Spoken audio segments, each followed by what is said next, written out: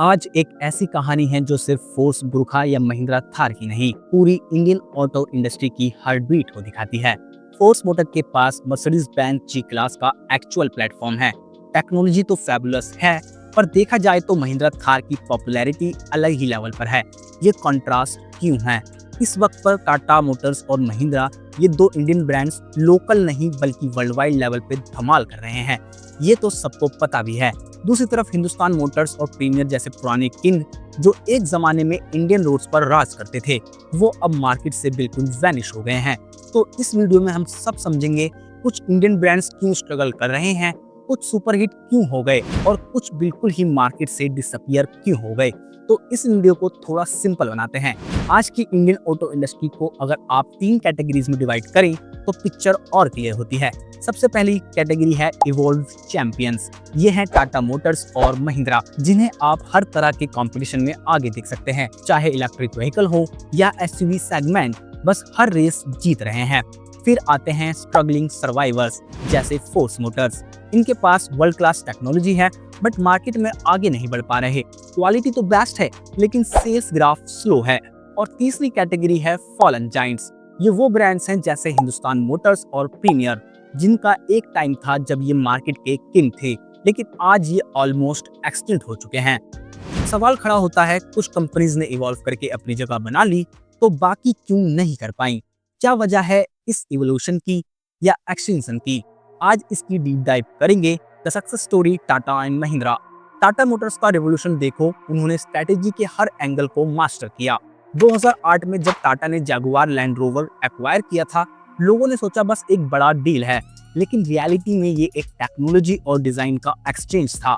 JLR से टाटा की products की क्वालिटी और लुक में चांद लग गए। फिर देखिए पंच एसयूवी, इंडिया की फास्टेस्ट सेलिंग एसयूवी बन गई। सिर्फ 4 साल में 6 लाख यूनिट सेल करके रिकॉर्ड तोड़ दिया।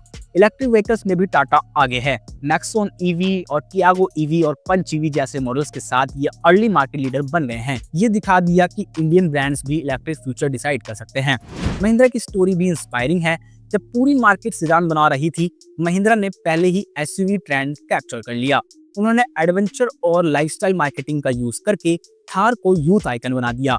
अब हर यंग पर्सन थार ही चाहता है। और इलेक्ट्रिक व्हीकल्स में भी महिंद्रा बहुत कुछ कर रहा है। जैसे ही हाल ही में उन्होंने BE6 और XCV9E को लॉन्च होकर बताया कि इंडियन कार कंपनीज जो कॉन्सेप्ट कार के तौर पर दिखाती हैं, वो रियल मार्केट में भी ला सकती हैं। बड़ी सी बड़ी कंपनीज जो लग्जरी सेगमेंट की हैं, उनको भी टक्कर दे सकती हैं। Not only in India but globally भी। महिंद्रा को अब ग्लोबल रिकॉग्निशन भी मिल रहा है, जैसे कि ये ऑस्ट्रेलिया और अन्य देशों में भी अपनी कार सेल कर रहे हैं। The struggle story force Motors. Force motor के पास ऐसा मर्सिडीज प्लेटफॉर्म है जो जर्मनी में लग्जरी का सिंबल है, और इनका 2.6 लीटर डीजल इंजन परफॉर्मेंस के मामले में भी कम नहीं है। लेकिन समझते हैं कि फोर्स मोटर की प्रॉब्लम क्या है। सबसे पहले प्रॉब्लम है ब्रांड परसेप्शन। ज्यादातर लोग फोर्स को सिर्फ कमर्शियल व्हीकल जैसे ट्रैवलर, अर्बेनिया या टी-रेक्स से ही रिलेट करते हैं। जब भी नाम आता है, दिमाग में पैसेंजर वैन्स या एम्बुलेंस ही आती हैं, लाइफस्टाइल एसयूवी नहीं। दूसरा इशू है डीलर नेटवर्क का गैप। महिंद्रा के इंडिया में हजारों डीलर्स हैं। आप कोई मॉडल देखेंगे तो टेस्ट ड्राइव मिल ही जाएगी। फोर्स के शोरूम्स काफी लिमिटेड हैं, तो कस्टमर तक प्रोडक्ट पहुंचता ही नहीं इजीली। मार्केटिंग में जब महिंद्रा ने थार को यूथ आइकन बनाने के लिए मैसिव एडवर्टाइजिंग, इन्फ्लुएंसर टाई-अप्स और ऑफ रोड इवेंट किए, फोर्स की मार्केटिंग बजट या तो था ही नहीं या फिर उसे यूज करा ही नहीं गया। कस्टमर को बुरखा का एग्जिस्टेंस भी पता नहीं चला।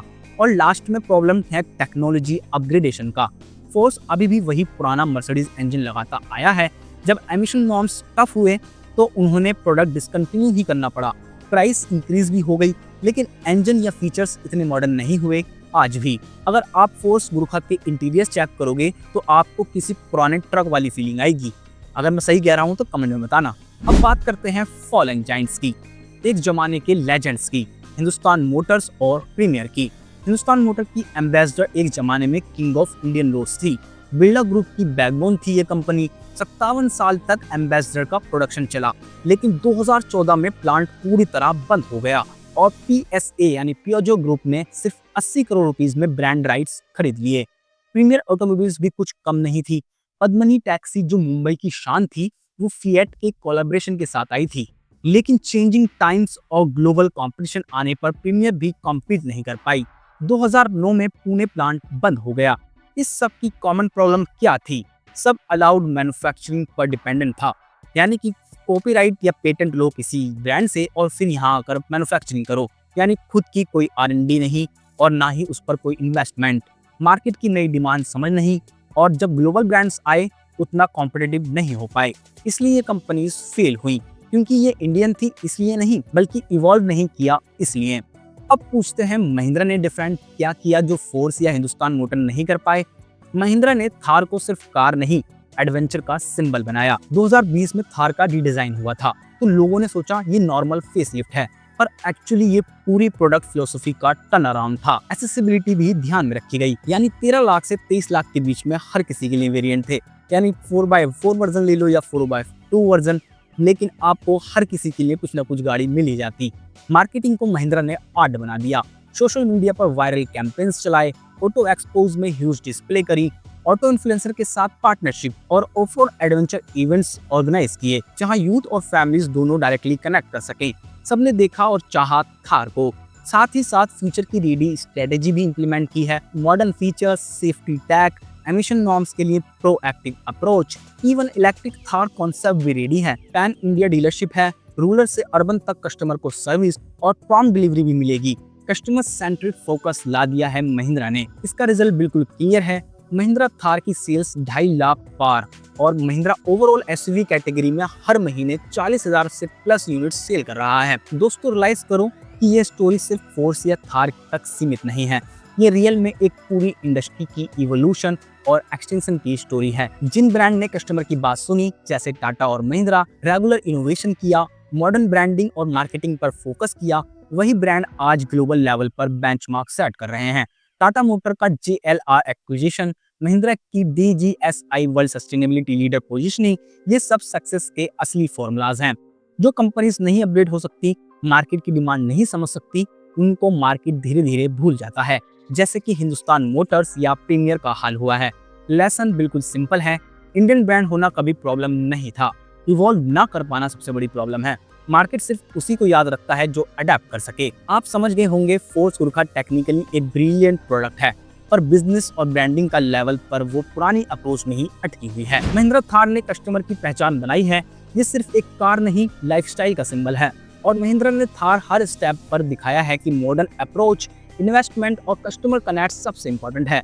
अगली सेंचुरी की ऑटो इंडस्ट्री उन्हीं के लिए ब्राइट है जो कस्टमर की सुनेंगे, चेंज को एक्सेप्ट करेंगे और रेगुलर इनोवेशन पर इन्वेस्ट करेंगे।